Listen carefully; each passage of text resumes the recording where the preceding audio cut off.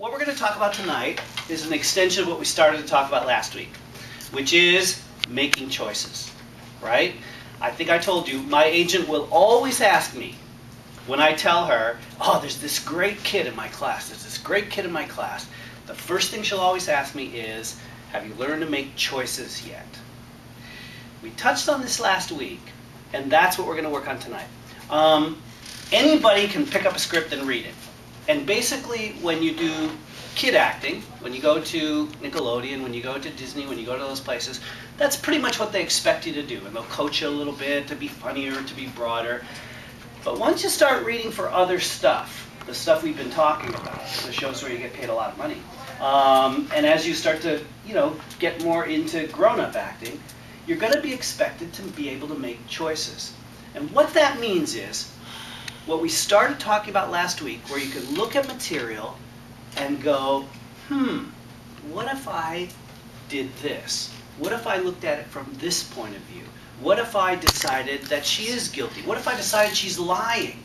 When you make choices, your work gets interesting. The great acting teacher Stella Adler, who taught all the great New York actors, said talent is in the choices. And that's what she meant. Good people make good choices, okay? So when you start to think about how do you make choices, here's what I want you to think about. First of all, when you look at a scene, of course you're going to read it over, and most of you, I'd say 100% of you, right now, the first thing you'll do is start to memorize the lines.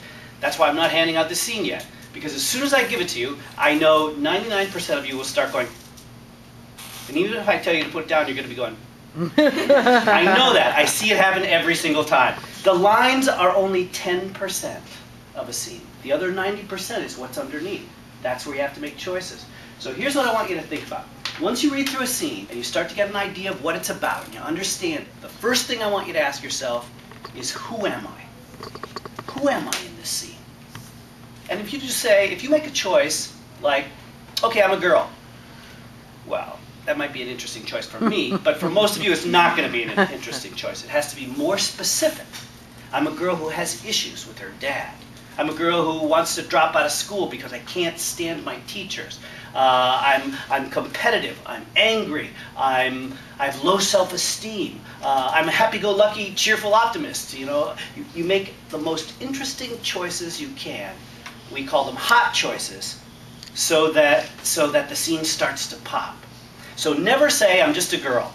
Never say I'm just her friend. Always make it as interesting and developed and complex as you can. So the first thing you ask yourself, who am I? Second thing you ask yourself, what do I want? What do I want in this scene? What is my objective? And always make it about getting something from the other person. As simple as possible. And it can change from line to line.